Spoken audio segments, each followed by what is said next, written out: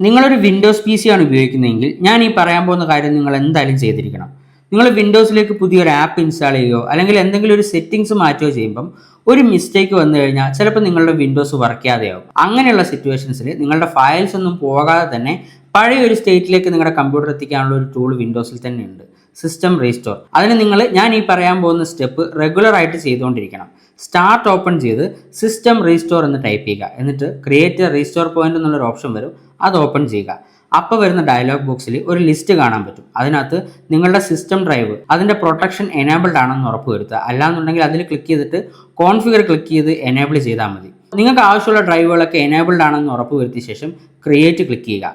ഒരു പേര് കൊടുക്കാൻ പറയും. നിങ്ങൾക്ക് ഇഷ്ടമുള്ളൊരു പേര് അവിടെ ടൈപ്പ് ചെയ്ത് കൊടുക്കുക. അതിനുശേഷം ഓക്കെ കൊടുത്തു കഴിഞ്ഞാൽ ആ ഒരു പേരിൽ റീസ്റ്റോർ പോയിന്റ് അവിടെ ക്രിയേറ്റ് ആവും. നിങ്ങളുടെ കമ്പ്യൂട്ടറിന് എന്തെങ്കിലും പറ്റിക്കഴിഞ്ഞാൽ ഈ ഒരു പോയിന്റിലേക്ക് നിങ്ങൾക്ക് റീസ്റ്റോർ ചെയ്ത് കൊണ്ടുവരാൻ പറ്റും.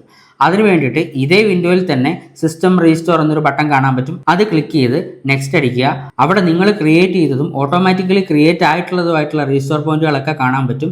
ഏതാണോ വേണ്ടത് അത് സെലക്ട് ചെയ്ത് നെക്സ്റ്റ് അടിക്കുക, ഫിനിഷ് കൊടുക്കുക. ഇനി നിങ്ങളുടെ വിൻഡോസ് ഓപ്പൺ ആയി വരുന്നില്ല എന്നുണ്ടെങ്കിലും റിക്കവറി മോഡിൽ കയറി കഴിഞ്ഞാൽ നിങ്ങൾക്ക് ഈ ഒരു റീസ്റ്റോർ പോയിന്റ് സെലക്ട് ചെയ്ത് അങ്ങോട്ട് റീസ്റ്റോർ ചെയ്യാൻ പറ്റും. സോ നിങ്ങൾ വിൻഡോസിൽ മേജറായിട്ട് എന്ത് ചേഞ്ച് വരുത്തുമ്പോഴും ഇതേപോലെ ഒരു റീസ്റ്റോർ പോയിന്റ് ക്രിയേറ്റ് ചെയ്ത് വെക്കുക.